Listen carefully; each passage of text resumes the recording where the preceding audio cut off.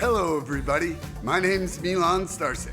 Welcome to Freedom Rising, a podcast dedicated to empowering individuals on the journey to personal growth, lasting serenity, and freedom from addiction. Tune in and join the movement. Your journey to freedom starts here. We neither represent, promote, or demote any 12-step program or organization. We are merely souls on the path of recovery with the desire to expand our lives and experiences and share them with you. Hello, everybody. Welcome to the 97th Recovery Freedom Rising podcast. I'm Milan Starcic with co-hosts Andrew Norman and Bryant W. Today's topic is vigilance. Can you share what this means to you, Andrew, and why you're happy to discuss this topic here today? Oh, man, boys. I would love to, man. I was born to talk about vigilance. Iceman, I missed you. I missed you, man. Milan, I missed you too, man. It's been a few days. I know it has. It's been kind of oddly enough way too many. Yes, way too many. So vigilance, guys. As I started thinking about it and writing notes down and things, as it pertains to as it sits with the recovery process, is it's being actively aware on guard against those relapse triggers and maybe potential setbacks that might get us into a potential relapse. A lot of it involves staying present, recognizing early warning signs, and utilizing healthy coping mechanisms as a way of maintaining, staying clean or sober, whatever you want to call it, long term, and preventing going back to those old patterns and old behaviors. We got to remain vigilant, and it's about staying consistent, avoiding complacency. It's a constant awareness, that is crucial, if you want to stay clean long term, and a lot goes into that, man. I really started looking into it because, before all these, every once in a while I won't be that prepared, but, we'd like to get some notes down the night before we come in here. And there's a lot that goes into this, man. Preventing relapse triggers, staying present and mindful, developing healthy coping mechanisms, avoiding our complacency, and it can really build a solid foundation for us going forward. It's fully embracing this thing requires a level of vigilancy that is kind of unknown to most of us before we get in here. And me, at least, I was shown how to be vigilant, and I just really, my predecessor showed me how to do this, and I just followed in line. So I'll pass that to you, Iceman. Good to see you, brother. Missed you. You too, my friend. Yeah, would you say what vigilance means to you, Bryant, and why you're happy to discuss that here today? Absolutely. Good to see you both. I love talking about this stuff, period. Every word or thought or principle, I love it. So just like Andrew said, the first thing that came to mind was awareness. Like, that's what it is to me. It's the self-awareness, the awareness of old, and the anticipation of, things coming up when you are under pressure, because that's inevitable. I like to think of it similar to discipline as well. Like, they think they're very similar. Vigilance has a little more of that, like, awareness. Discipline is, kind of like pushing yourself, facing fears, forcing yourself into uncomfortable situations, but also like, doing what's recommended that has worked for others, and then maybe making that same suggestion if you're given the chance to help someone else. I think it's very easy to fall asleep again. Like they say, you have a spiritual awakening. It's like, how easy is it to slumber? How easy is it to daydream? How easy is it to like start telling yourself that story about like what life's supposed to be, and kind of lose track of what's right in front of you? For me, vigilance is being aware of the fact that I'm literally alive right now in this present day, and it amazes me how quickly I can forget that, start worrying about what's going to happen, and like, all that stuff. So it's that whole thing about being grounded in the present moment, and knowing when and how to explore when you're uncomfortable without yeah, without resting into old patterns, I guess that's what comes through for me right now. Boy, bien. That was just great, boys. I love that. You know, vigilance for me, you know, I feel like it and complacency are kind of like holding hands, and like complacency is like, come on over here. And vigilance is like, no, no, it's way better to sit over on this side of the classroom. And, but, you know, I definitely feel like it is being aware when I'm not being aware. Mm. You know, like I'm in the midst of listening to this book right now, and one of the main things it talks about is about honoring and respecting this present moment, like honoring this moment because we're lucky enough to be here, and respecting this moment for what it is, not what we want it to be. And you know, when I'm not doing either of those things, I think I'm not being vigilant. You know, like I'm not actually living that moment. I'm somewhere else. And that vigilance is definitely, I feel like, related to my ability to be present. And Mm-hmm. when I'm not present, then I can be just somewhere else. And that somewhere else is not really living his principled life almost in every circumstance. Whether it's shame, guilt, anger, anxiety, it's definitely not being here, honoring and respecting this moment. And I'm Well going to said. leave that there, and I'm going to say, Andrew, you got a Beautiful. question? I do. You know I do. All right. I'm coming Hey, to hey, you. guess who loves you guys? You. I You. know. It's like kind of one of I those love you things. back, man. Love you back. All right, Bryant, coming to you, man. How do you balance vigilance with self-compassion? And can you stay alert without becoming overly anxious or controlling? Ooh, I'll hit that's you a with it one good more one. time. I'll hit you with it one more time. How do you Yeah, balance please. vigilance with self-compassion? And can you stay alert without becoming overly anxious or controlling?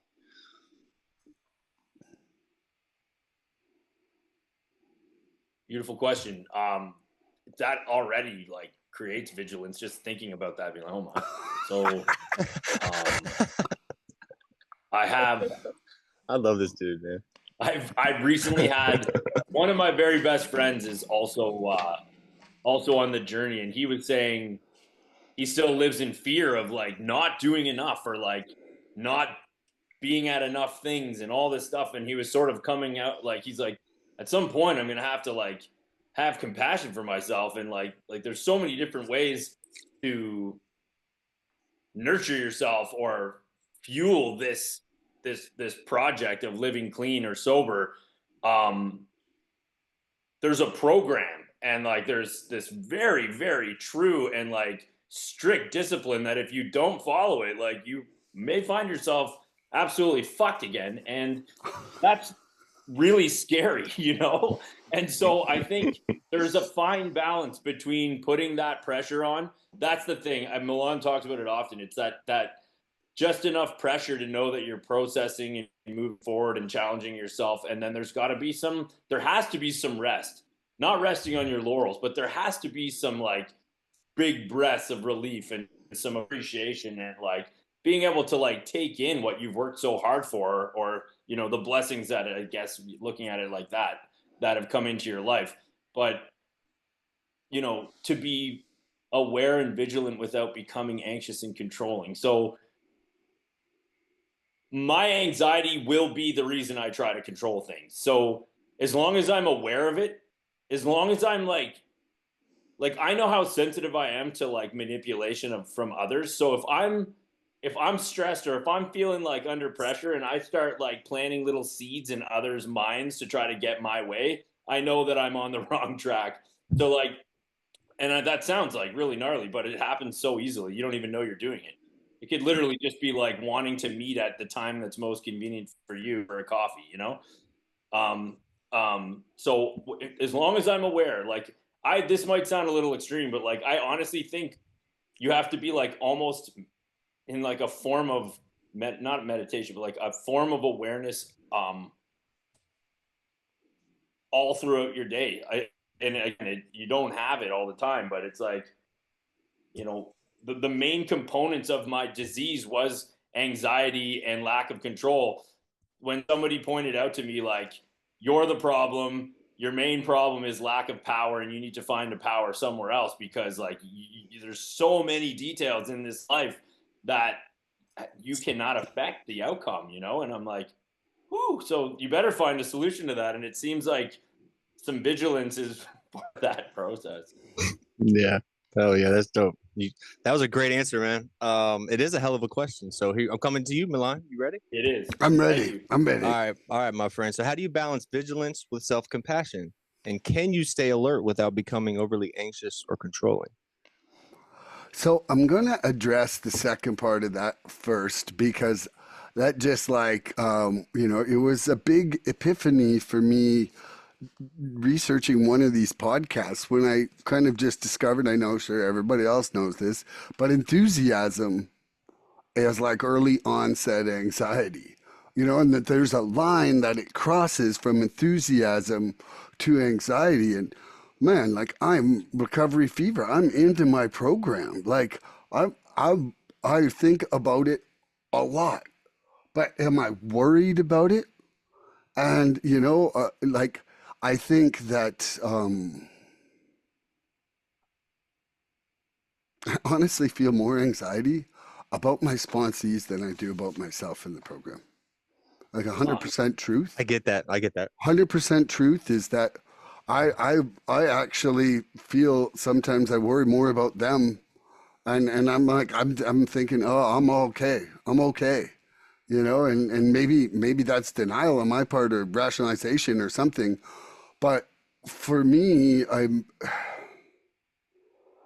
feel a pretty low risk of not being involved in my program enough. Fair. Like I feel that I feel like I'm doing the same things, and I feel like I'm always learning something.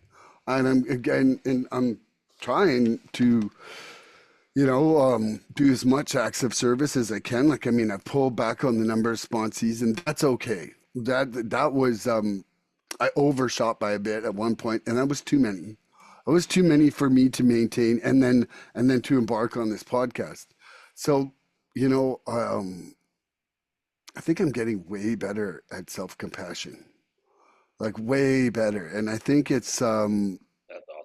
and it's coming through because of the change in how I'm praying. I really 100% believe that the change in how I'm praying and the gratitude I have for things that I don't feel I have at this moment is giving me some Mm. sort of compassion for what I do have and where I have come from. And honestly, like if you had asked me this 7 weeks ago, I'd have a different answer than right now. But right now, I feel like that much has changed in that time frame. So yeah, I think I'm gonna Beautiful, leave man. that one there. That's beautiful, man. That's beautiful. So how do I balance vigilance with self-compassion, and can I stay alert without becoming anxious or controlling? So balancing vigilance and compassion, that's a delicate thing for me. Um, you know, I thought like being vigilant meant like being rigid. Like that's what I kind of Mm. thought it meant. It was like that rigidity that you have, that white knuckling everything. We had a whole podcast on white knuckling the other day, Milan. And trying to control my environment, right? And that's not what it is. That's not what it is. I thought it was like, that hyper awareness that we feel. Um, I didn't understand that like fear-based control is not what I'm looking for, right? I'm looking for where I had it written down, spiritual vigilance, right? I'm looking for spiritual vigilance.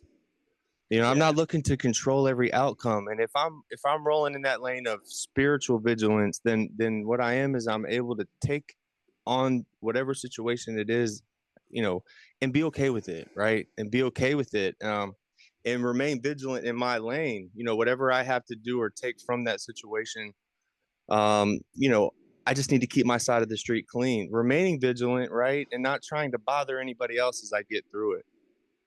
That's very important to me today. I can't be like a wrecking ball going through my problems and knocking everybody else's shit aside. And their shit's all messed up by the time I get through that thing. And there's a Mm. there's a there's a bunch of dead bodies behind me, right? Like Yeah. in active addiction, I got really used to taking that. I hear it in the rooms a lot, that blame thrower, right? It's like a blame thrower. We're just blame throwing our ass off like it's not us, and we're the problem, and we're the problem. Once you realize that, once I was able to realize that, I could really take hold of being vigilant towards myself and my own actions and my own goals, right? It allows me to not people please, right? If I'm remaining vigilant on myself, I'm not really worrying about what everybody else is thinking about me. Because for some reason, as an addict, man, that people pleasing thing is really tough to get out of that lane, right? I don't know about y'all, but it's really like I still struggle. It's one of the hardest, man. I think. And why is that? I don't really understand that. But I guess we're that's why we bring awareness to it. That's why we talk about it a lot. Because I bet you Bryant has the answer to that one. Do you have it, Iceman? No, He said, if you give me long enough, we'll come up with one, though. I know that for a fact. So I used to confuse, yeah, come on. He's got it. I'm just going to, well, if you think about it, we live in a fairly isolating and fairly lonely world, depending on how you find connection. If you're blessed enough to have a good foundation with a family where there's genuinely healthy people, which is pretty much not the case, you're basically alone in the world. If you don't have God or a higher power or spirituality or a group of people that have the same problem you have that say welcome, you're alone. You feel it in your nervous system. So the fundamental fact is we feel isolated. We are cut from the vine. We are the isolated, vulnerable. So the entire thing about people pleasing comes down to the simple fact that that's how you find connection. And the daunting abyss of loneliness that is true when you don't have a spiritual connection is terrifying. So what could be more of a tool than pleasing people to feel like you belong and get them to accept you, flaws and all? You can't even get that from your best friend 90% of the time. Damn, Milan, I'm mind blown. The answer? That was the answer. I pretty much love you, Bryant. I love you, bro. That was beautiful, man. That was beautiful. But yeah, that right there makes a lot of sense, right? That's the root of our issue, right? And then they say in our literature that the opposite of our disease is connection, is community, right? Which is exactly goes to your point that you just made. So the turning point for me, right, was vigilance does not mean perfection, right? It doesn't mean perfection. It means presence. It means presence. It's not about micromanaging every emotion that comes in our minds and in our heads, right? We can't micromanage that stuff. We have to become aware without being afraid, right? That's what comes to mind. Becoming aware without being afraid, and giving up to the fear. Faith comes into play there too, man. But the self-compassion piece, that becomes a really, really vital part to vigilance, right? The self-compassion means reminding myself I'm human. Bro, I'm human. I'm gonna make mistakes. That's right. As long as I'm remaining vigilant, I can't stop being vigilant if I hit a roadblock or if that thing doesn't work out for me. I have to understand that I was there for a reason. It didn't work out for me, and there's something on the other side of it for me that my God has for me, and He doesn't want me to be there. He didn't want that thing to work out. Easier said than done, right? Hindsight's 2020. We can look back at it when we get that other job and go, man, I'm so glad that happened to me. Well, in the moment, that shit sucks, and we can let it ruin our lives, right? Whatever it is, we didn't get the house that we wanted. Milan, you were trying to sell this house and you had it all the way up to the end, and then something fell through with the finances at the end. It's we run into shitty things. But we must remain vigilant through it, and if we can plow through that thing and be stronger on the other side. That's what I've noticed consistently, right? We say consistent. Look, you're dealing with complacency. Come place that ass in the seat, Bryant. Come place that ass in the seat. I love it. Remember that? So, yeah. I'll pass that to Brian, you, Bryant, to ask us. Brian, you got a question for me? Yeah, that was awesome. That was dope. That was amazing. So I'll just bring a little program garnish. The question is, why is step 10 so important to daily awareness of subtle defects, and how does that relate to vigilance? Love that. Because without awareness, I have no vehicle for change. Without awareness, I'm like swimming in a fish bowl versus like swimming in a stream or a river. And without doing a regular look at myself, my awareness is full of just like supposition, delusions, and self motivated intentions. And when I can actually do, like an honest inventory on a regular basis, I'm seeing where I'm faltering and I'm seeing where I'm growing. And it's the only way. And the vigilance, it's kind of funny because, when Andrew was talking about vigilance, about being this hard thing, like when I first heard the topic vigilance, I was picturing Batman. I'm like, I'm watching over the city. Like, but it really it isn't, and it's not, and it's also not supposed to make you leave the present moment. Like vigilance is taking a look at right now and being present and aware in that moment, and not like, oh man, yesterday I fucked up five things, and just like being trapped back there, or like tomorrow not going to do this, tomorrow not going to do Yeah. this. Like that's not vigilance. That's anxiety and OCD. And like I've like I've been there on both those things. But for me, I try to bring myself back to presence. And one of the surest ways for me to give myself time to process what's happening in my life is exercise. Like walking for me right now is a great way for me to have moments to reflect in between fast moving events in life. Like Yeah. I'm breaking my day up now with at least 4 walks. And in those walks, I get to do my little inventories. And it's funny, and some of my amends are actually like by the end of my walks, there's either a phone call or a text about amends. You don't wait. You don't wait. You don't fuck around, bro. You don't I, like put it I off till can't later. afford to carry that shit, man. You don't Those have a to-do stones will, list. You don't those have a to-do stones will list. kill me, man. Those stones will kill me. And so, yeah, I think I'm going to leave that there. And I'm not even sure if I Nature fully brings answered. forth the men. Hell yeah. You did. That was dope. That was silly. Sick. I like that. Dude, nice. What were I'll you take that saying, question. Bryant? So the question is, I said I really love that because you just added an extra like self-care thing that brings forth like self-awareness. I think that's amazing. Like I feel like going for a walk is like the perfect time to become aware of where you've either fallen short or like get the motivation to be like it could inspire you to make things right. You're like, the only thing that's missing right now is the fact that I told my friend to F off earlier, so I should probably call him and Yeah. make that right. Yeah. Why not make it right? Yeah. Yeah. In nature, you're out in nature getting one, it's a lot easier. For me, it's a lot easier to talk to my God in nature, not I agree. under the roof, Yeah. Time. So, Andrew, the question was, why is step 10 or a daily inventory so important to daily awareness and subtle defects, and how does that relate to vigilance? Man, that's beautiful, man. Step 10 is, man, I often refer to like the step work in this literature as God's love letters to me and to addicts, right? And step 10 is almost, if not the most important one to me. It is one that I cherish very much, man. Being able to sit in my bed at night and step 10 my day is such an amazing revelation when you really realize what it is and what that can do for you.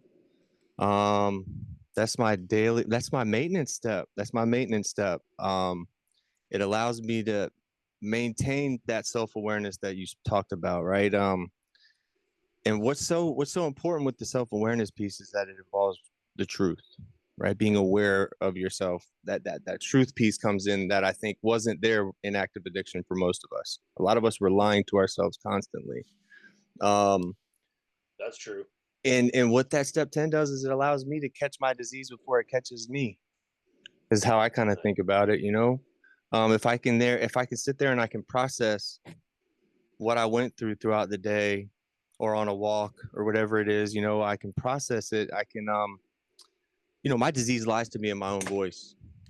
Bryant, and I've said this before, when I'm talking to myself in my own voice, bro, I'm such a good salesman anyways. But like when I'm talking to myself in my own voice, there's no way I'm going to say no. I can't do it. I can sell a ketchup popsicle to a lady in white gloves and on a hot ass day.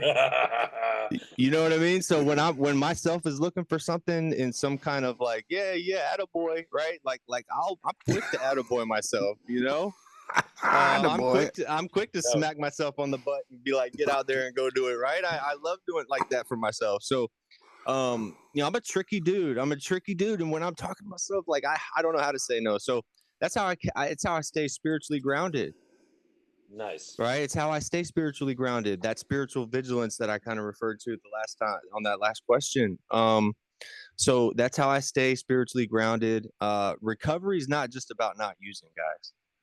This ain't about just simple abstinence from drugs. Like my literature tells me, a lot more went into the using of drugs and alcohol than like just getting up and using the drugs and alcohol. I did a lot of shit to maintain those relationships, all those transactional relationships that I no longer have. I did a lot of work to maintain those. So my recovery now has to involve a lot more than just the simple abstinence of just not using drugs. I got to put a lot of work in, and this thing is what you want it to be, right? Whatever you want it to be, whatever you're looking for in this thing, you can have. If you're looking for reasons why it's going to work, you're going to find them. If you're looking for reasons why it's not going to work, you're going to find them. And so it allows me to strengthen my relationships, Bryant. Also, that step 10, Milan is a walking, talking step 10. He does not wait.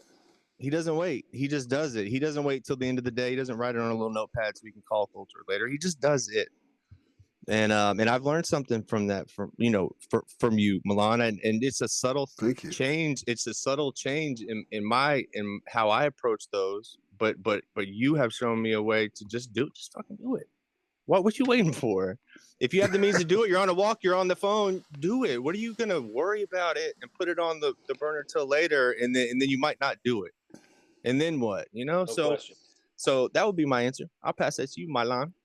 No, it's Brian. Got to answer his own question. Could you ask yourself so we can watch you ask yourself? I love you. Let's do this. So, beautiful question. Should I just start answering? No, you can do whatever you want. You're talking to yourself. God wants, bro. I got really lucky, and again, I have to be very careful. I don't want to sound like there's some sort of flawless expertise on any of this, but I got lucky. My buddy that I was just mentioning in the last little piece, he was talking about that fear of not doing enough. He and I both had our butts saved by the same mentor sponsor, and I threw him towards him after he helped me, and I was like, just give this guy a shot, knowing it was so intense. But the point of this is that this guy said to me, he's like, we do these steps every day. He was like, you don't just do them once, and he was like, you do these every day, and I was like, oh my god, and but he the steps. I think the quicker you can get to the fact of the matter, the better, right? And so the daily inventory is really, really useful. If you can free yourself from the bondage of self, drug addiction, or alcoholism through all the other steps, this one must definitely have its value too. It's one of 12.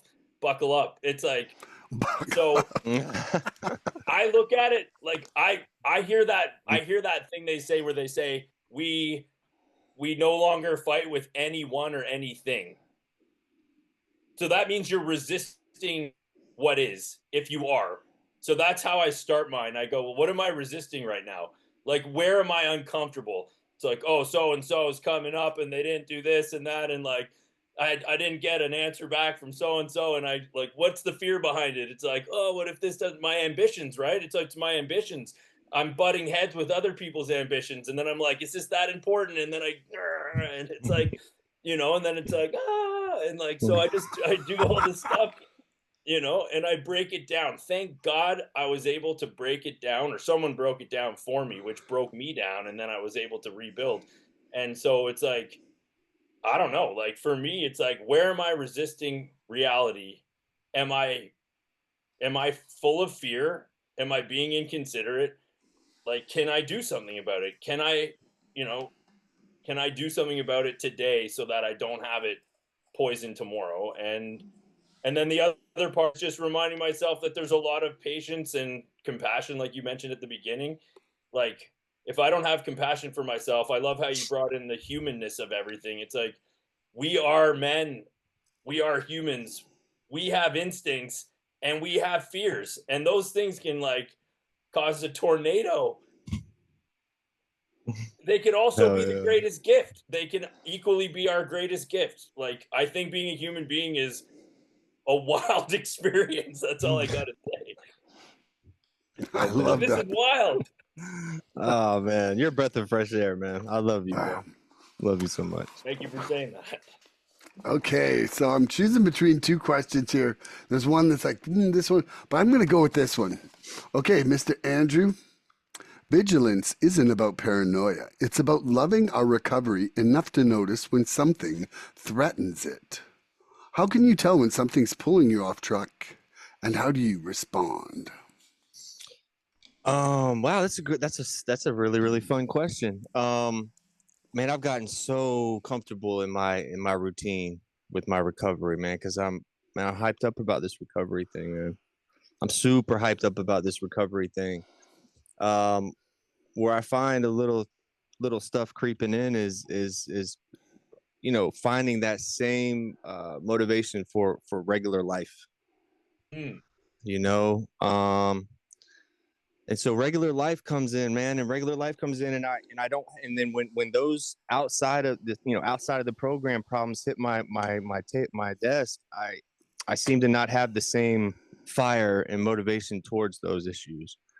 I hope that kind of makes sense to you guys. I found myself really, when something comes across my desk, a sponsee.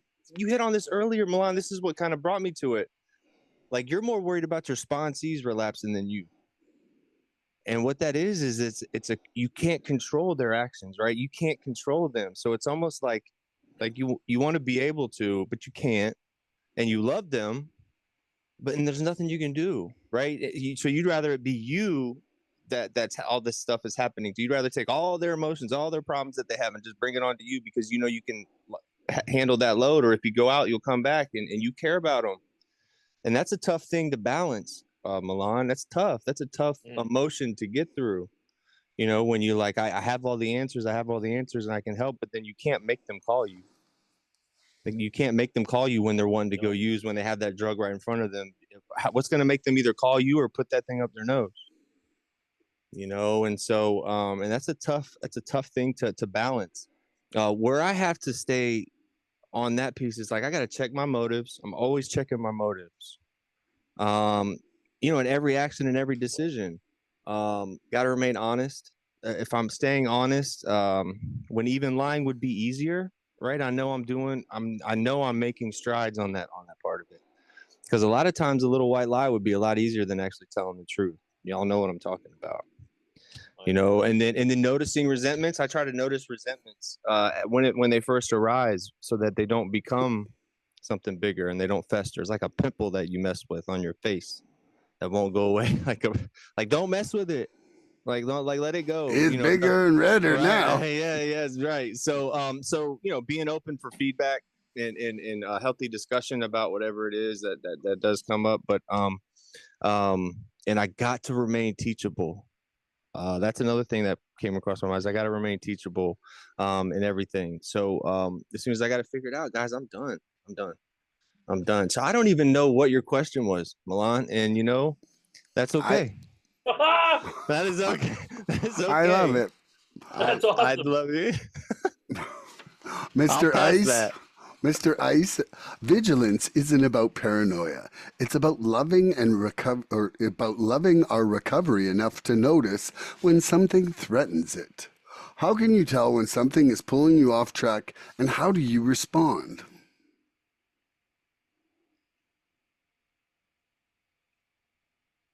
Oh my gosh. So before, like, oh man, do I hate admitting how much I cared about what other people thought, you know? Oh my Lord. And it's like, oh my gosh, I was like basically enslaved by that, back to that idea of fitting in or being a people pleaser. Tried to, I tried to pave my own way, but it was always bumping off of like the thoughts and feelings of other people.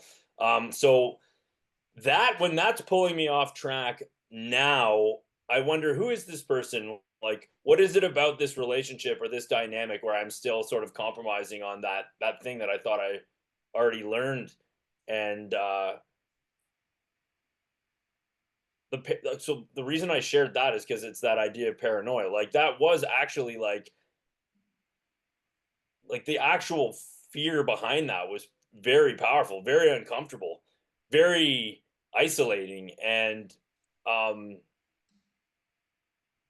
like the mind is a very powerful thing. It basically is where the whole thing happens, and I don't want to live in fear like that. Like so to add vigilance to it, it's like, what is fear based on like the knowing that certain things have to be done to avoid falling into these old behaviors, but it not falling into paranoia, like, or like overthinking or anxiety. So it's like fear is like basically a constant companion because you're constantly feeling out situations. But is it anxious fear? Is it the type of fear that nudges you to do the right thing or to like to believe that you can speak your truth or like tell that person like, no, like if you do this again, I'm not going to be participating in life with you anymore. And know that if that person says, well, then I don't want to be part of your life, you have to be willing to let that thing go, to be honest and be true to yourself. So a lot of this process is actually flexing the muscle and standing your ground.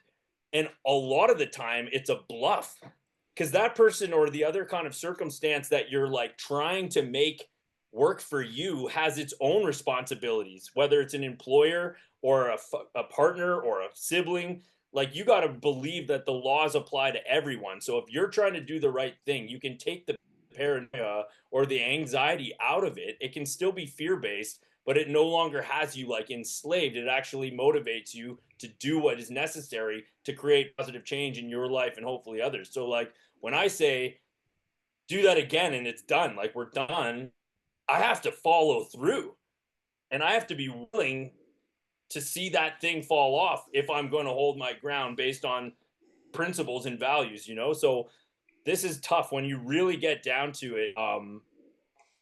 I really appreciate facing fears without it being in that like darker kind of like realm of anxiety and paranoia. And I know when it's happening, you know, like you can feel it. Yeah, I don't know what I absolutely. just said. Yeah. I have no No, that idea was what dope. just happened. That was insane. I was taking notes. Yeah, that was wicked. Okay, Milan, how can I tell when something is pulling me off track and how do I respond? So I really like that, you were talking about the fear there, Bryant, and liking when it's not the dark, like, when Yeah. it's like there is, for me, I feel that there's like an early warning system now that from the program where it's like I they call it dis-ease, which is dis-ease, but man, I feel dis-ease coming a mile away now. Whereas before, Yeah. I would let that shit build up. I would sweep it under the carpet. I'd walk over this lumpy carpet that had a 4 foot lump in the middle and be like, hey, nothing wrong here, man. Let's just keep on rolling. Party never stops, but Yeah. now, like I definitely am preemptively trying to deal with things before they're a big, dark, horrible problem. And that's not Right. always possible. But I do think that my awareness through um, maintaining a greater sense of contentment and ease in my life, it highlights the dis-ease much more now. And so, Yeah. if I like, um, ultimately, if there's a problem, that problem is my surrender problem. It's all my surrender problem. And so, it's like, what am I not surrendering? What am I like, hey, this one's mine. Just like I like this one, man. You hold those ones, but this one's mine. But I suck at letting go. I suck at letting go. And I suck at letting go of step one, which is the letting go of the letting go. You know? Like that's where I go back and forth all the time. And I'm gonna stand behind my earlier statement that right now in my life, it is my prayer of gratitude for what I'm able to let go of that is strengthening my surrender. And that's it. I'm leaving that there. Up to you, Andrew. Oh, you're muted. That was beautiful. That was beautiful, buddy. I really like that answer. All right, I'm coming to you, Iceman, with a question. You ready? What role does your higher power play in helping you stay vigilant? Oh man, it's gonna take a half second here. Invite him in. It is like I took that line, no human power could relieve my alcoholism, to like a whole new level, man. Like I'm sure everybody finds like no human power, period, my friend. Like I the same way we just address the limitations of ourselves as humans, like that is for everyone. So if I expect godliness from like my fellows, I am in some deep shit. So I basically like need, and I don't think it's at this point I would argue to the end of my last breath that this thing is real. It's functioning at all times. It's the laws. If they're broken, there's consequences. I want to live within them because I suffered for a really long time. Know that we still have to go through pain. We interact with others that are maybe not trying to live the same way. We have loved ones that don't have a solution, and we're human beings that are going to struggle with the fact that we've admitted that we have something that is never going away. So, like, this thing has to be dealt with on a daily basis, which means I need a daily reprieve. And if I didn't have it in faith, if I didn't have the faith, I promise, I saw the truth laid out in front of me in the first year. Every single day, I was shown the truth. And it's the only reason that I was able to like latch on and get as far as I have, because basically I was shown, if you do these things happen. And if you do what you've been doing, those things happen. And I just like I really don't like the companionship of guilt, shame, and all these other like nasty things that are true things that are real for humans. I I rely on the power greater than myself. I trust it. Um and I know it's nudging me. Like if I get the nudge, what are we talking about when we talk about the nudge? Or like Milan said, I see it coming from miles away. What is that? That's a system that was given to us by the higher power. I didn't create that. That's insane. That means that we are literally endowed with the faculties to know. And if we deny the knowing, consequences. And like we also have to go into uncharted waters, which means we need that thing to go where we've not been before. So you either stay or go where you've not gone before, which requires that faith and trust in that thing that's already proven to you, this works and I'm here. So you can go where you haven't gone, or else there'd be no point in growth and like evolution. And you have to trust that those same things that have like protected you in the past will protect you in the future. And I don't know, I just think it's a really beautiful thing. Bro, Pastor Wakely, my man is coming with some fire today, man. I love you, man. I'm just like, I'm like in the sermon. I'm listening. I'm in, man. You are coming with some heat today, man. Not like you always do, but like I'm just really connecting with you today, man. Thank you. He had the heat on Friday too. Bro, something's in the water down there wherever you're at, man. I think you should drink some more of that fish water. Have another gulp just for the program. Send me some. Come on, man. I wish you had seen that. Oh my God. All right, Mr. Milan, coming to you. Ready? So what role does your higher power play in helping you stay vigilant? Well, without it, without my surrender, I wouldn't have any of the awareness because I would still be 100% trapped in my own little squirrel cage of Mooresville. And so, I mean, I would say that my vigilance is 100% dependent on my higher power because the universe is what allows me to have the freedom to even have my eyes open as much as they are right now. And without that, I wouldn't even have a start. And so, and then just on a moment to moment basis, I think that trying to stay connected to the universe and be present is 100% necessary for my vigilance. So it's also my quest to stay close to my higher power provides the state of being or the vehicle that allows for accurate vigilance for me, I'd say. Yeah. I'm going to leave that there.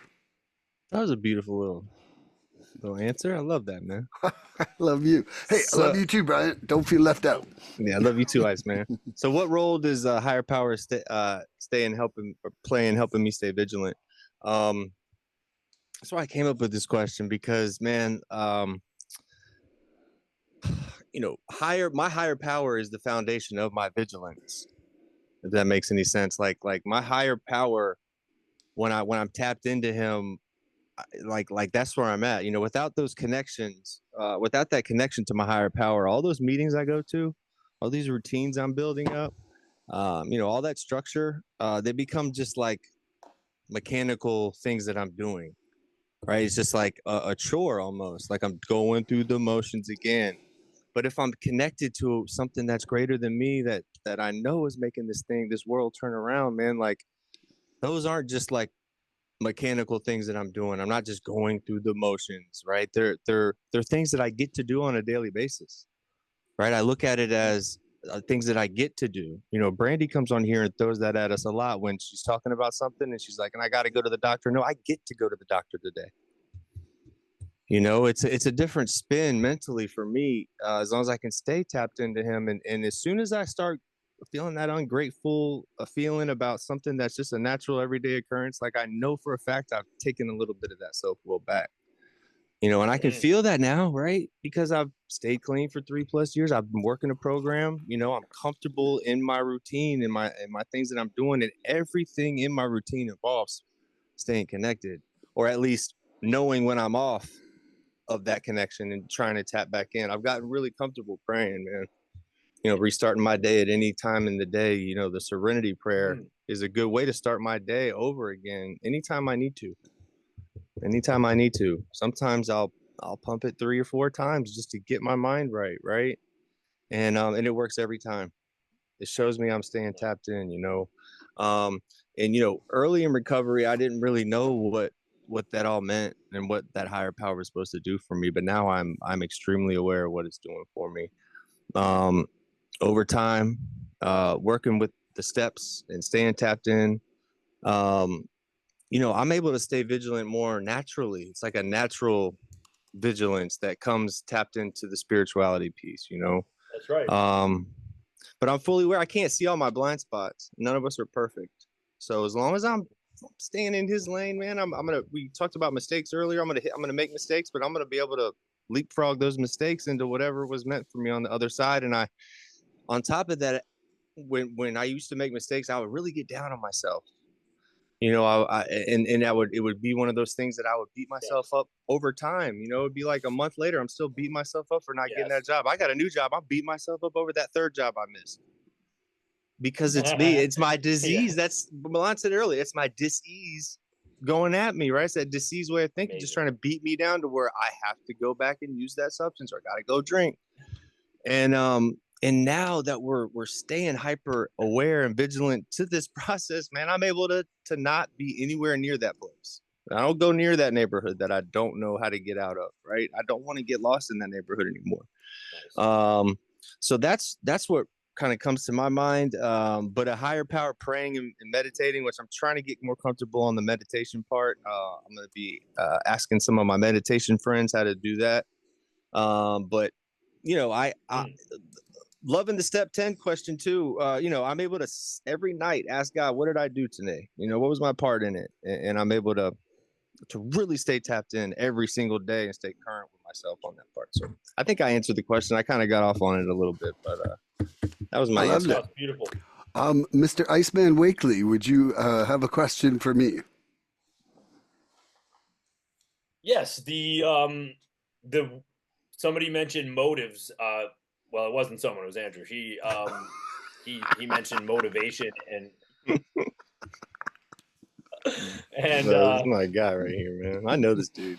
This question stems from me kind of really seeing a shift in what was like motivating my decisions in general. So, how does self-awareness or vigilance change your motivations now compared to before? I mean, it's okay. Well, yeah. I don't think I had an accurate self-awareness before. So it was like my awareness was dimmed due to my motivations earlier. Like my motivation was me, me and more for me. Right. and so like it was like, let's just turn that awareness down enough so that you don't feel too much guilt and shame. At least until morning. At least until morning. Yeah, like you can start feeling the guilt and shame at 4:30 a.m. But until then, set a guilt timer. Set a guilt until alarm. Then, it's go time. You knew, yeah. Yeah. So one of the first things that happened, like I said, like the squirrel cage stopped when I surrendered, and then that started to free up my mind. That free space in my mind gave room for me to start taking some looks at myself that I didn't want to.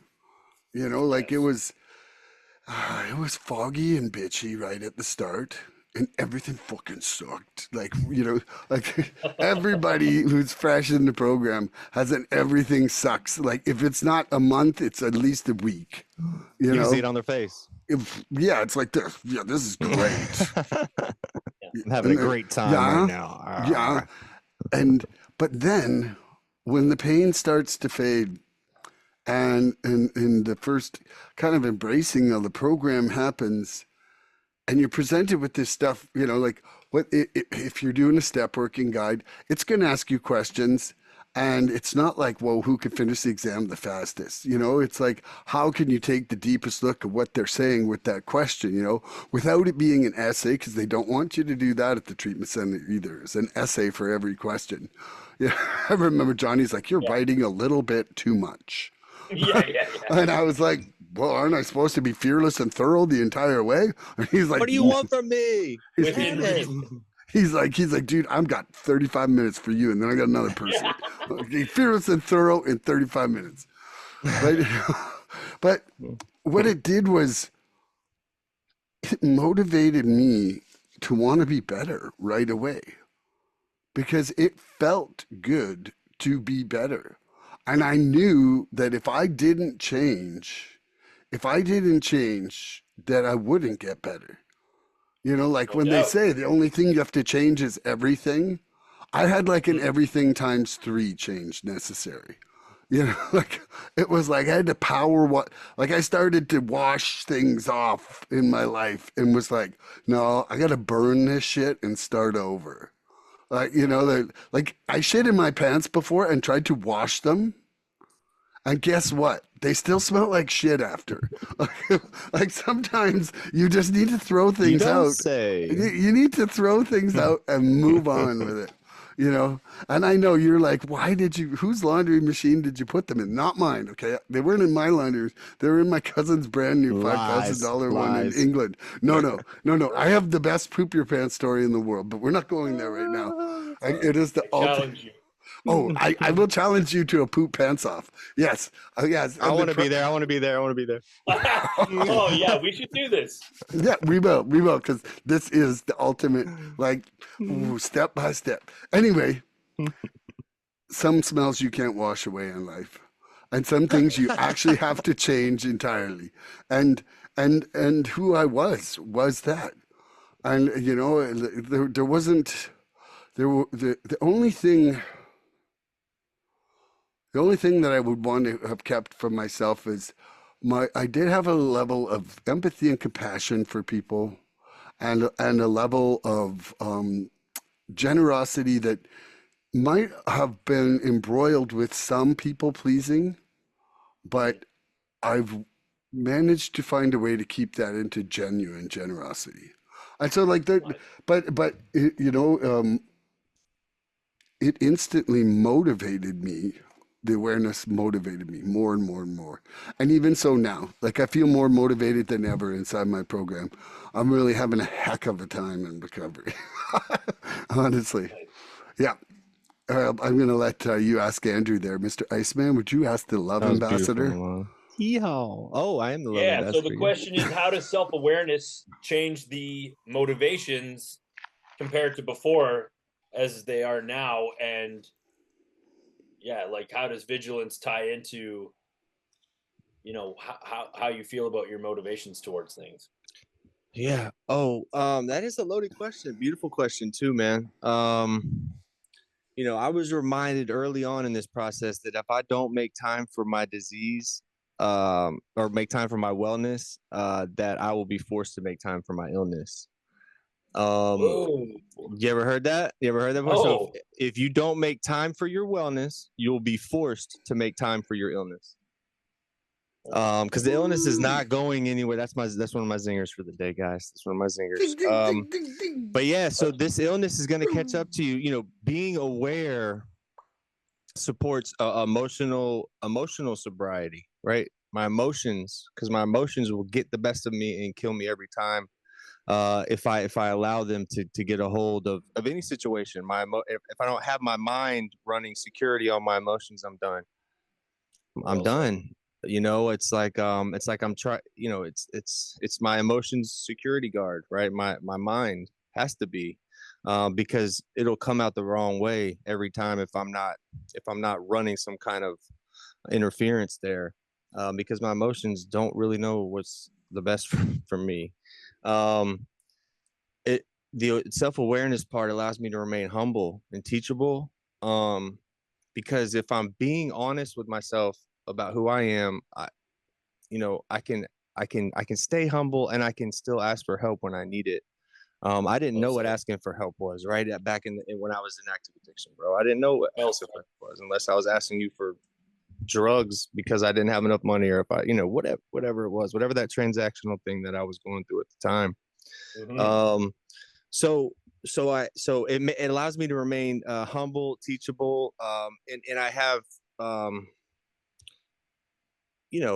self-awareness has saved my ass a lot in this process, right? Like being self-aware, whether it's a situation that might come up in a business meeting or whatever it is, self-awareness allows me to shut the fuck up when I have a lot to say. You with me? I like that. I love it. You with me? It allows me to just shut the fuck up when I have a shit ton of lot to, and when I have so much to say and I shut the fuck up. I have so much I can learn at that point. There's so much I can learn in that little bubble right there. When we want to lash out, that little bubble that is where all the growth and all the shit you can learn is right in that little bubble. Now it doesn't stay bubbled long, right? That shit pops really quick. But that's that spot where if you just be quiet, man, if I can learn to shut the hell up, that's where I learn everything. That's where I learn everything. That's where I learn everything I really want to. And I'll pass that. I'll end it on that, man. That was beautiful, man. Thank you for asking that question. That I think that's amazing that you raised the not doing. We haven't focused on that very much. Like when not do. That's beautiful. Yeah. We're trying to temper back all these go goes. Well, just stop. Just stop for a minute. Just, runs in with that pause. Just pause and how's this going to affect me going forward when I make this decision or before I do it? How's it going to affect my family, my job, everything? Awesome. Mr. Iceman, you would like to ask yourself the question? Yeah, so I noticed pretty soon into the process that like I was motivated so differently. Like they talk about like the death of the ego, or like ego deflation is the word, I think. And man, I mean, it's happening today. I am continually being restored and demolished at the same time. It's like there's like a constant breaking down and a constant renewal process happening when it comes to that identity or that sense of self. They talked about it. They said like all the fears like manifested in however many ways, all based out of that insecure self. And so when I got slammed hard enough to be open minded to doing the steps, and all of a sudden I realized that like uh, I have to live in the day, and if I live in this day well, I can actually feel okay about myself. Whereas before, it didn't matter what I did, I felt horrible about myself. And so, for the first time in my entire life since I was like 5, I actually started feeling like okay to be alive and just be okay to be alive without adding anything extra to it. And because I found myself grounded in such a simplified version of existence where I was no longer so self destructive, I was able, my motives changed, like whether that was pursuing companionship, who I was hanging out with, what I was doing with my time, what I was allowing my eyes to see, my mouth to say. Like so many things changed, and I that's why the question came up, because I was I like that Milan said like my motive was me. That was awesome. Like it's always me or whatever. I mean, like, so it's just nice to have different me to be motivated by, and it's a healthier me, I think. And um, yeah, I don't have much else to add, but I just know that like the discipline plus the self-awareness that came from like finally being honest and like recognizing like my limitations, and that like I was the creator of most of my issues. One of the coolest things I realized, and I think we all get a taste for it, is that like we were treating ourselves worse than anybody else ever did. And that's a wild thing to realize. It's like, oh wow, I'm treating myself like shit. And like it's still unfortunate when other people do, but like quite literally, I was every day like very much lessening my ability to have a good day by just being self-destructive. And that alone like changed everything. So it's like, okay, I don't want to harm myself anymore. It's like, well, that's a huge change. That means that It's I a great can't, start. yeah. And so that alone changes the entire motivation process. So that's all I have for that question, but I just wanted to see what you guys thought about it. It's great, man. I think that you two souls are very beautiful, and I love you. I love you back, man. Love you back, Me bro. too. This is Yeah, a and having never privilege. met you in person, I'm very grateful to meet you, Andrew. Yeah, say likewise, brother. Likewise, man. And you never know. You never know, man. Things might. You never know. You never know what happened. You never know. I think Bryant even snuck into your 3rd-year birthday. Weren't you there, Bryant? Did you? It's possible. Into his Oh meeting? yeah. He was Did there. you? Yeah. He didn't have his camera on, but he was there. What is it? Look at my third. Look at my 3rd-year trip. That's just crazy. Ooh, Ooh. that thing's dazzling. That's crazy. Okie Thanks for being dokie. there, man. Andrew, Okay. vigilance is a form of gratitude, the kind that says, I will not take this miracle for granted. In what ways can you show respect for your recovery today? Doing this podcast. Doing this podcast with you guys. That's what the first thing that came to my mind. But when I think about staying grateful, man, sharing and caring the NA way. Why I say it the NA way, y'all are more of the other fellowship, which is great too. But I'm bisexual. I know you are. I know you are. You're trisexual, man. I am too. There's a couple other things I need him for too. So when I thought, a grateful addict does not use, I heard that a long time ago. Remaining grateful is a place where all addicts should try to remain at all times. Even in the bad times, remaining grateful that we're not stuck in that active disease of addiction is a gratitude in itself, man. Being grateful to be able to be in this moment with you guys, Yes. and being present, knowing what color the walls are today. Little simple things that I try to I try to back myself up. As soon as I'm starting to feel myself get inflated, I really try to notch myself down because gratitude can turn into being kind of cocky and complacent quick, right? That gratitude spot. You got all these great things to be grateful for, and you're outwardly talking about them at a meeting level, and then we can get to that point where like everything's great, man. I'm good, and then that disease can exactly that laugh right there. That disease can sneak in and hit us like a ton of bricks. But it's about staying present, staying connected. As soon as I find myself getting drifted off into future tripping and stuff like that, man, I got to reel it back in. Being mindful practices, breathing techniques.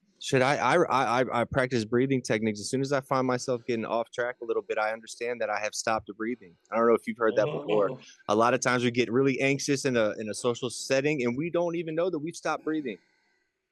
And so if I can concentrate on my breathing, breathe in, breathe out, releasing energy as I breathe out, it brings me back into the present moment of where I'm at right now, like in that room. And then I can get back to where I need to be, which is being of service to myself and to somebody in that room, because I'm going to get where I need to be as long as I'm doing that. Right. And service is it's not like, hey man, let me tie your shoe for you. Right. It's just about walking into a room with confidence and making eye contact with somebody in that room. Right. And the person that's making eye contact with you is the person that's going to be there to help you out in that room, right? Because they're looking to be of service to you as well. It's not about walking into a room and being like, here I am, everybody engage me, right? Here I am, the master of the parties here. It's about walking into a room and seeing where you can be of service, even if you're there to be served on, right? If like I work in a doctor's office and I see it when people walk in, it's like, here I am. I see that that patient that walks in, like, here I am, like take my hand and walk me through this thing. And there's people that walk in and look to be of service to the room and are there actively not to take the show, but to get through this process in a healthy way and not hurt anybody while they're there, right? Not impede anybody else from doing the same thing. I hope that made sense. I don't think it did. It was so wonderfully profound. We loved it. I love you guys, man. I seriously do. Mr. BIMW. I can't handle this. What? Vigilance is a form of gratitude, the kind that says, I will not take this miracle for granted. In what ways can you show respect for your recovery today?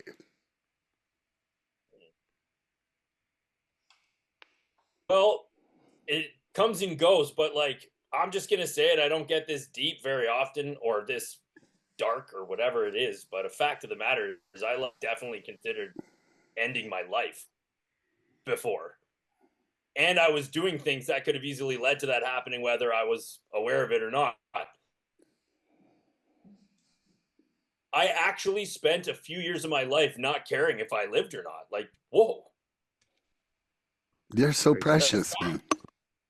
That's a fact. Like, I was so upset and so consumed by fear that I genuinely didn't know if I wanted to be here.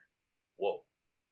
And I don't say that very often, but I think it's something that a lot of us actually come against at some point in the journey. And like, that's how deadly this is. It's like, so anyway, the reason I shared that is because when I got sober, I realized that if I was feeling that way, like everything from here on out is a bonus. Because that was me at one point. So like, whether it's going well or not, like I didn't even want to be here. So now that I know I do want to be here, whether it's going well or not, like let's take it for what it is. Let's see what can happen. I don't know. So I look at it like this is just a blessing because at the end of the day, before I found the solution to that, I was basically duped. I was done. I was spoiled. I had like lost my way. I was a human being that succumbed to being mentally and bodily unwell. And I didn't even know how it happened or what to do about it. And so I guess where I'm going with that is like the vigilance is just when I feel like I'm like blowing in the wind, it's like, whoa, like this is actually not something I ever thought I'd even have a chance to experience. So get grounded in the fact that I'm still here and that I actually want to be here, and that, like, maybe, just maybe, some of the same things will go well that have already gone well. And if something doesn't, I have to assume that that's God's will, and I try my very best to accept the things that are happening, you know? So anyway, That yeah. man. Love I that. love that. That was dope. I love you getting vulnerable. You know, other people Yeah. are definitely going to relate, and I'll be grateful for that, man. Good man. That's a strength. Appreciate you. Love you, man. Yeah. Thank you. Vigilance is a form of gratitude, the kind that says, I will not take this miracle for granted. In what ways can I show respect for my recovery today? Well, you know, it's really funny. I like this question a lot right now because I feel like it's a big part of the form of my prayer. And also, you know, like in every moment, you know, we're either given an opportunity for growth, like we can either take this struggle and grow from it, or even just simply surrender it, you know, and let it go. Like, I mean, some things it might take a while to understand the lesson from, but the way that this one author was talking that I've been listening to this last week, you know, to enter every moment with honor and respect, right? Honor, it's an honor that we're alive to even have a moment. It's an honor that we're part of this whole universe, and respect that it's like the universe has its perfection, and that we should respect this beautiful universe enough to not be trying to control it. And it's just been something that's been going over and over in my brain that I really, you know me, I get on my little epiphanies and stuff, and but it comes back to surrender, but it also comes back to gratitude. Like, how grateful are you for every moment? You know, when that guy slams on his brakes in front of you on the highway, how grateful are you for that moment? But I've Yeah. had it before where somebody like cuts me off or gets ahead of me and they get into an accident. Like, and not kidding. Oh yeah. And Me too. I'm like, holy shit, man. Like, if that guy didn't slow me down, I would be dead right now. And there's Yeah. so many different instances like that, that it's like the universe said, hey man, like, I'm showing you again. I got a good plan here. Mm-hmm. You're like, how many slaps in your behind does it take until you start crying, baby? You know? Yeah. Yeah. Yeah. And Just in case you were thinking about controlling things, buddy. There's your sign. so, you know, like, I just feel that the gratitude is the hinge point of perception of the moment. Yeah. You know, Mm-hmm. like, it's just like I can be here or here, and not only, you know, uh, is there acceptance or surrender, but it's like the gratitude is what will color that moment for my experience. And to be quite honest, it just in the 7 weeks that I've been really focusing on that as part of my prayer, it's an entirely different experience.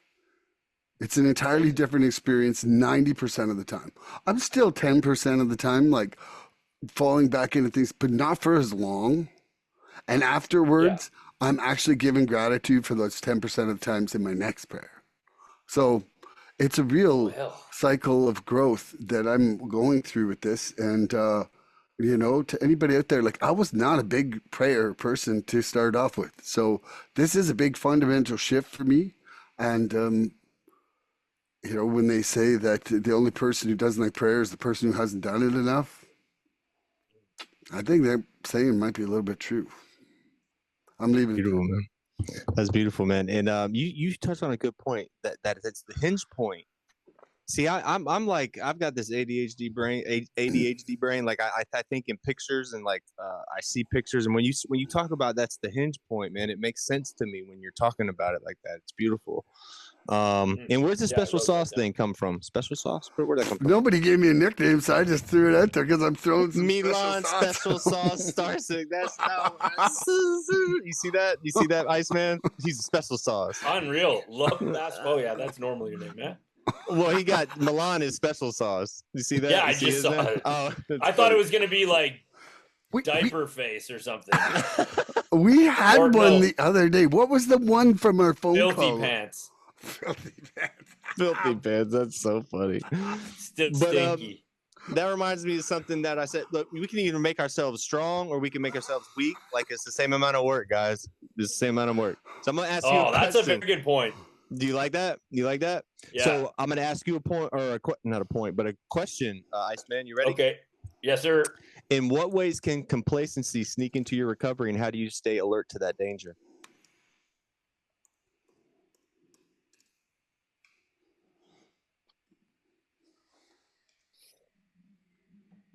Ooh.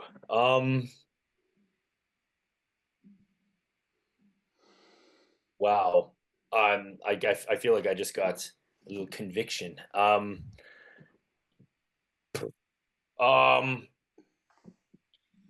think it's pretty obvious, but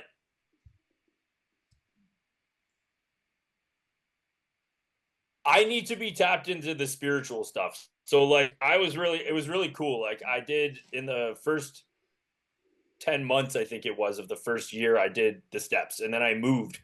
And the last thing my sponsor did was hand me a book by Emmett Fox, and it was about spirituality. And he was like, this is sort of some step 11 for you. And he gave me that book. And like, as long as I'm like listening to and refreshing and like staying, if I'm gardening that side of my mind, like if I'm renewing different new thoughts, and I don't know, like if I think things like that lack of gratitude and things are very, very good signs that I'm not really woven in the way I could be, should be, or have been. I don't have much to add. It's like I think it's similar to like hunger. It's like I should probably eat, like it's like I should probably do that, and sometimes you'll get like weird little invitations to things and it's like a little tap on the shoulder. I don't know, stuff like that. And self-centeredness is the other main one. It's like, have you done something for someone else? Those are the main things that are my like landmarks for knowing if I'm slipping into the complacency. Yeah. Love that, man. Love that. Are you ready, Milan? I certainly am. In what ways can complacency sneak into your recovery, and how do you stay alert to that danger? Well, thus far, there hasn't been a lot of complacency in my personal program.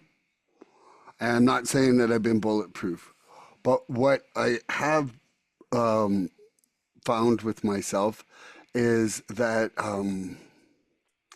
I'll maybe get into like, say, almost like a climbing chain of recovery where I'm going here and I'm circling like this in my program, but I realize that I made a mistake down below.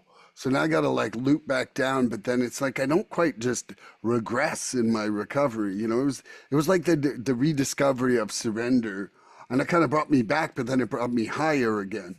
And then inside finding that, well, then I'm like, whoa, got some problems with the prayer, so I'm coming back down. But so it's like the way that I fight against that complacency occurring is by constantly pushing myself forward and remaining curious. Like curiosity is keeping me hungry inside my recovery fever, and remaining like teachable and just knowing that I'm a student and trying to keep my ego out of what I know enough Well said. that I can always just keep learning. You know, like and volunteering for stuff. God, it asked. There was a guy at the meeting where the prison system here was looking for people to do to chair online meetings for prisons. That's awesome. And so on one of my Saturdays of the month, I'm going to volunteer for this. That's really cool. And I told them, no, I don't want to do it at an all women's prison. That wasn't what I. He wouldn't leave. He wouldn't leave. But no, anyway, I'm gonna leave that there. I'm gonna leave that one alone too. So, what ways does complacency sneak into my recovery, Andrew? And how do I stay alert to those dangers? Well, guys, fellas, complacency doesn't really. It doesn't come to me loud, right? And obvious, right? It's not a loud and obvious thing, right? It creeps in quietly for me most of the time. You know, like a dense fog creeping into the area, like it just creeps in slowly. Like slip rock, it just seems to creep in, you know. Maybe I'm and what happens is I'll start making small decisions that might seem harmless, right? And it's those decisions, they start stacking up on each other, and then I realize, you know, where I'm at. Maybe I don't read literature in the morning like I usually do. Maybe I skip a meeting. Maybe I stop sharing honestly at a meeting level or something, you know. And then all these little decisions that I make, or lack of decision making, tends to stack up on each other. And then it starts to be convenient, right? And convenience, from what I understand, can turn into disconnection quick. You with me? Like convenience, being in a convenient state of mind, or being rolling on that convenience level, I can get disconnected from my program. No question. And so that's how I try to stay tapped into staying complacent and avoiding complacency and staying consistent. Complacency sneaks in for me through comfort spots, comfort areas. You know, where I find comfort, that's where complacency will kind of like knock at my door when I'm comfortable, right, in whatever situation I am. Right, if I'm comfortable and then that complacency comes and knocks, it's almost like it's like camouflaged, right? Because I'm like happy, I'm in a comfort area, right? And then that little complacency thing will come and latch onto me, and then when I leave that comfort area, I still have complacency latched on. And so that's kind of when I came up with that question, that's where my head went. Nice. And the more I think about it, like complacency comes through as an attitude before my behavior, right? So if I can feel that at my attitude before, and stop the attitude before it becomes an actual event for me, a lot of times I'm a lot better off, guys. You know, I'm a lot better off if I can do that. And so that's kind of the step process that I take, that I've been shown through like my sponsor. I'll hit this, you know, if I'm dealing with complacencies, like, come place that ass in the seat, right? We got to do some step work. We got to do something to get me back on track. And he's really good about seeing that when I do get complacent, or like he doesn't see me in a meeting that I'm usually at, or maybe I don't reach out at the times I usually do. That's why it's so important to surround yourself with like-minded individuals, and a good sponsor obviously is very important too. So love you guys, man. I love you guys, man. Beautiful. You got another question, Mr. Iceman? Twas me? I think I have one more. Okay, yeah. What we'll do is we'll do Bryant's question, and then if there's time, we'll do a lightning round. Okay. So I don't know, we may have already covered this, but do you have a technique or ritual that helps you stay vigilant? Oh, do I ever? You mentioned breathing techniques and stuff, you know? Mm-hmm.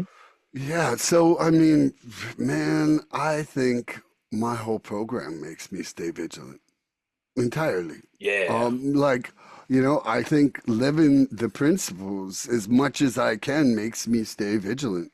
You know, like being, you know, I was just at a meeting just before I came here onto this thing, and one of the part of the topics was willingness, and it's like Ooh, the persistence and level of willingness that I try to maintain in my heart keeps me vigilant.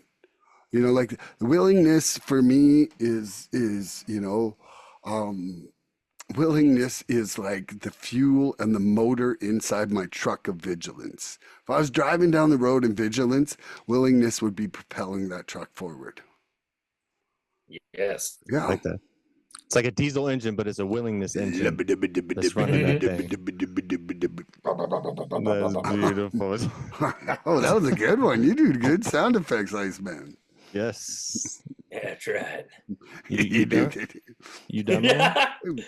I was done a while ago. Andrew, do you have a Yes. technique or ritual to help you stay vigilant? I hang out with Milan. Ooh, the diesel engine. Man, that's a really, really good question, man. I stay connected to my higher power, right? A lot of times I'll get too busy for my higher power, right, to connect in, and that's what I try to that's a stay tough one. connected with him, right? When we get flying around here, and I'll go a day or two, and then my girl will call me up and be like, "We haven't prayed. We didn't pray today." And Whoa, again, that's incredible. You're a lucky man. bro, she keeps me on it, and it seems like when I'm in those too busy modes where I don't pray, she backs me up quick, and I don't know if it's God working in her life telling her to call me or whatever, but and then it seems like when she's off her that whole spiritual part, I'm usually tapped right the hell in too. So it seems like we complement each other really well about that. And today was one of the days where we didn't pray at all, and she called me right before this podcast. She's like, "We didn't pray today," and I was like, "Sorry, dude, I can't even handle that." No, it's that great. That is amazing. It's great, man. It's great. So stay, when I start thinking about other people needing the program more than I do, I start getting off track too, man. So I got to really understand that keeping my side of the street clean, running my program, working my program to the best of my ability. Well said. Does just that for me, man. It does just that. That's beautiful. And so, I had something written down that I wanted to say. Damn it. I don't have it written down anymore, but that's okay. You weren't vigilant. That's okay. I was not vigilant. But forgiveness comes into play. We had a whole podcast on forgiveness, Bryant. I think we did, right? We were doing the forgiveness podcast. Yeah, good one. Remember, and that was awesome. Yeah, that was beautiful. Even though Milan lost it, that's okay. I did not lose it. Apple lost it. Apple Podcast lost it. That's okay. I have a plan. Is it I have gone? a plan of re-releasement. It'll be the special edition. Wait a second, it's gone? No, it's there. It's there. It's just kind of you can't load it unless you already have it. Yeah, exactly. Was it such a powerful piece of podcast that they had it just? It's right there. Yeah, it's a conspiracy. I know they don't want freedom. They don't want that fire out there and everybody getting clean off that one episode. They don't want it. They don't want it to happen. They'll be like, "It's too much forgiveness in this world." After everybody sees this thing, man, they're pretty really fun on that. Because you hit me with the mic drop that episode. I think. Oh yeah. Bro, he hit me with the mic drop, and then you were like talking about how your life was crazy and out of control, and you were laughing at it, but you were like, I don't even know why I'm laughing at myself. It was so fucking hilarious. It's so funny, bro. It was so funny. I figured out how to get it back out there, though. I'm literally going to re-release it, like special edition. Put SE at the end. Bro, and we've done 100 episodes. I was so upset when I could not find that episode, Brian. I called Milan. Like, I was upset for days. I'm like, I feel upset right now. I was like, where is it? And he's like, it's there. And I'm you like, can no! still listen to it on Spotify. You just can't watch it. But it was off Spotify. No, that's not good enough. Back on there. That's not good enough. So we have to be vigilant. We do. We have to stay vigilant. Look, and yesterday's shower doesn't keep us clean today. That's another thing it reminds me of. Trust in the process, right? Rent is due every day. That's awesome. And so on top of that, what was I going to say? Holding on, you got to hold on to some things, got to let go of some things. But remaining vigilant, surrounding yourself with people that want to stay vigilant as well. I don't even know. I'm so confused now, but I think it's sorry. No, you're good. Please save me. I think it was is it me answering the question now, or were you done? I don't know. Yeah, you don't just know. go get on. Go ahead. Don't know. Yeah, come on. I need help. Go. I think, so my technique straight up is refreshing through these conversations, like anytime like a concept comes out verbally and all three people are like nodding and it's some shit that none of us had ever thought about like just a few years back, and we're all like, yes, that is amazing, so I get so much from watching us take in and regurgitate things that have helped us so much. So like the speaking about it coming from here, understanding it here, and then seeing us go like nodding, it's like I'm like, okay, like that's a huge thing that keeps me planted. And then I will say, for quite a few years now, definitely could do more of it, but meditating is like I was in a group of a bunch of older dudes, and there was a lot of like, oh, meditating, kind of poo-pooing it, and I'm like, dude, it's literally in a step. Yeah, it's like you got to do it. Yeah, it's like, so anyway, I'm not calling out the men of the group. I think it's really important for the birds, man. Well, you get to understand why this is calling the shots so often, because you can get quiet and watch it at work. It's the same thing as sitting in a meeting quietly where you're not distracted, you're not on your phone. You see how many thoughts you've had. The greatest gift is when you hear someone be like, "Oh, I just spent like 2/3 of the meeting wondering what I was going to share if I was asked." It's like, you are insane. Like, that is not what this is about. Mm-hmm. I heard meditation is prayers where you ask for whatever it is, and then meditations where you receive the answers, where you can actually hear the answers. Yeah, and so that is a nice little ritual and technique, and that's what I got on that question. Okie dokie, we are now entering lightning round. Strap in, everybody. Click, click. To be vigilant is to honor the life we've been given by staying Iceman present. doesn't have a seatbelt on. Iceman doesn't have a seatbelt on. I just buckled up. Okay. I did. I just want to make sure. I just tightened up to go flying out of the thing. Dude. Oh my God. To be vigilant is to honor the life we've been given by staying present to what can steal it away. What distractions or habits do you need to keep an eye on to protect your progress, Andrew, love ambassador, and from Virginia Beach? I must out-surrender this thing, man. We hit on this again. Look, this is a program of surrender, not self-improvement. If I'm working on myself to try to improve myself, this is not going to work out for me. I do know one thing. You cannot let go if you don't hold on. But hear me out. If you do not hold on to it, you can't hold on to anything if you don't continuously let go either. So think about that. I do know you cannot let go if you don't hold on, but you cannot hold on to anything if you don't continuously surrender and let go. Whoa. Right? So it's a play on words. And, I don't even know why this makes any sense, but it is okay to live a life most people don't understand, Bryant. We are not bad people. We don't have to make everybody understand us all the time. It's okay to live a life that most people don't understand. And it is absolutely impossible to create a new reality with an old mentality. It's absolutely impossible. Freedom. Can't do it. Freedom. Arise at my doorstep in the form of choices every single morning. I got a choice because I didn't use today. Your shot. That minute just infused my soul. Yes. To be vigilant is to honor the life we've been given by staying present to what can steal it away. Bryant, what distractions or habits do you need to keep an eye on to protect your progress? Forgetting how limited I am in other people's lives. It doesn't mean you can't lend a hand and or be present for others. But like when you start expecting other people to immediately do what you said because they asked you some advice and you're like, well, we talked about this. It's like, you got to stay out of it. You got to stay out of it. You can help, but you can't then have an emotional response to what other people do. The most kind of significant place that occurs in my life is with my family. And it's taken me my whole life to learn how to be a brother, to be a son, and just to like actually be that thing without like getting invested and overly emotional about other people's choices. Major. Woo! Sizzling up a storm. Sizzling up a storm. Okay. Yeah. Oh, sorry. I started the time before I even asked myself. Okay. What distractions or habits do you need to keep an eye on to protect my progress? Boom. Well, for me, I know that I'm slipping backwards when I'm too distracted to understand what someone's saying. You know, like I'm definitely not present, and I catch myself in those moments. No, where I'm just like absolutely not present.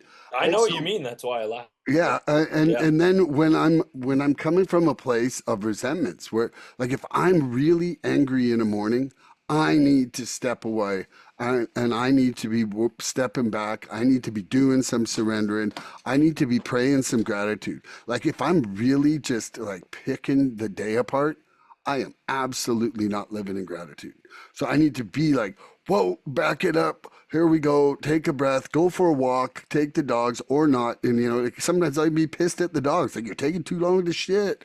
You know, like, Mm, anyway, yes. And that's ultimately, beautiful. I need to surrender. You ready? You ready for my question? Yeah. Well, Coming to you. you got to ask Bryant. Oh, that's what I meant. That's what I was Yeah. talking to Okay. Brian. I was not Yeah. talking to you, sir. Okay, good. Strap Brian, down. ready? All right. So, how do you maintain vigilance when everything seems to be going well in your life and recovery? That's amazing. So, um, It's a tricky question because when you're going it good, is. you I don't really think. remind yourself. I think.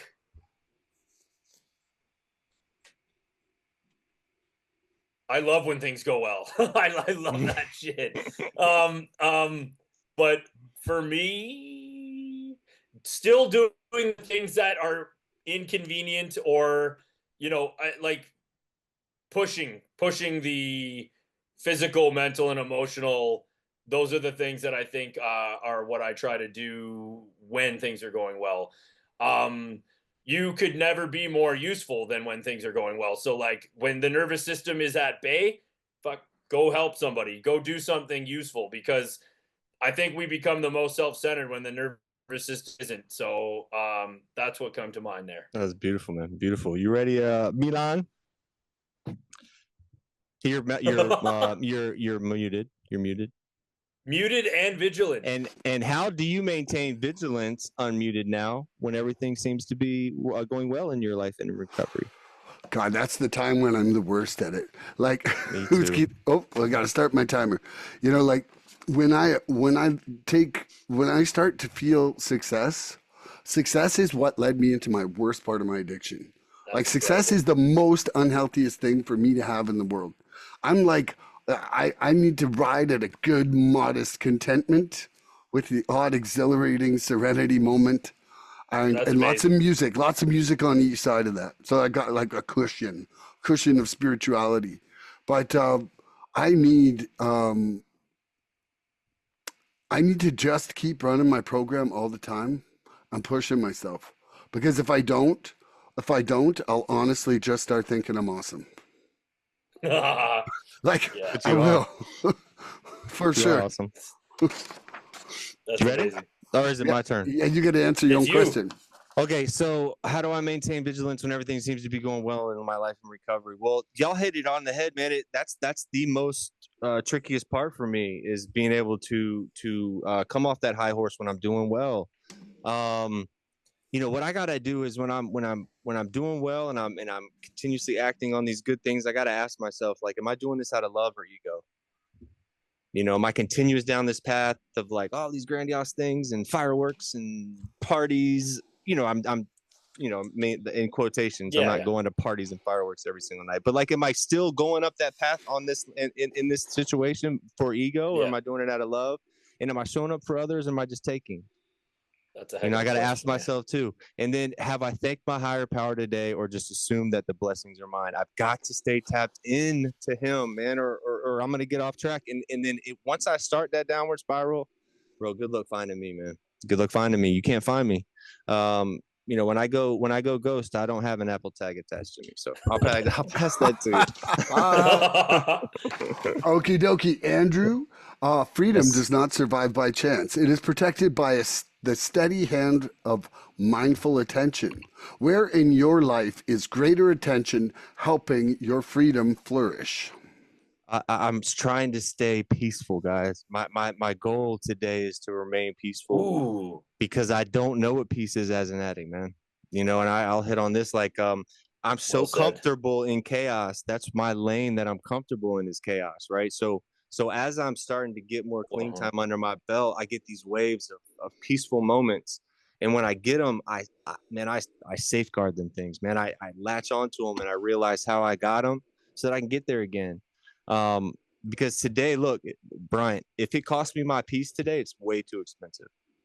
It's way too expensive. That's I how I look agree, at it man. now. Like if you're a door-to-door salesman selling chaos, don't come to my door, bro. Don't come to my door. I got the no soliciting sign out there. You're not going to run my credit on that chaos piece because I'm a peaceful man today. I'm a peaceful man today. I've learned to take Well off said. all those things that are weighing me down because why? Why, Brian? Because I want to fly in this process. You know what I mean? I want to fly in this process. I don't want to Well just said. maintain. I want to fly. So I got to take those shackles off of me and keep it moving. Love you. Love that. Okay, Mr. Bryant Iceman Wakely, gulper of the blessed fish pond. Mhm. Freedom does not survive by chance. It is protected by the steady hand of mindful attention. Where in your life is greater attention helping your freedom flourish? Bringing consciousness into my pain and my brokenness still, where I'm vulnerable, where I see my limitations, and or you know, how quickly something can be completely certain and then gone, something extremely valuable. I lost friends this winter, very significant relationship, Jesus, and like, how do you get through that? I bring consciousness into it. I tell people that I love, that I trust, that I need them. I go somewhere that I've never been, and I be vulnerable and get embraced by people that are following the same path that we're on. You know, like in a location I haven't been in 10 years, and just be like, I'm here, like, and just go for the walk. Whatever I have to do to bring consciousness into the pain. Yeah. Okie dokie. Freedom does not survive by chance. It is protected by the steady hand of mindful attention. Where in my life is greater attention helping my freedom flourish? Well, I really do believe in the mindfulness of it now. And when I'm not really looking at my actions with any kind of awareness, then I'm stepping backwards, and that's where I'm not flourishing. And I can see that where I'm trying to bring mindfulness into my surrender, into my gratitude, into my habit of prayer, into my appreciation of everything that's passing through this life right now, and my freedom is flourishing in the diminishment of my anxiety, the reduction Hit it of again. my anger, and just there we go. Love you, brother. Very nice. You Yes. phased out for a second. You were like, Oh, okay. Did I finish my sentence? yes, you did.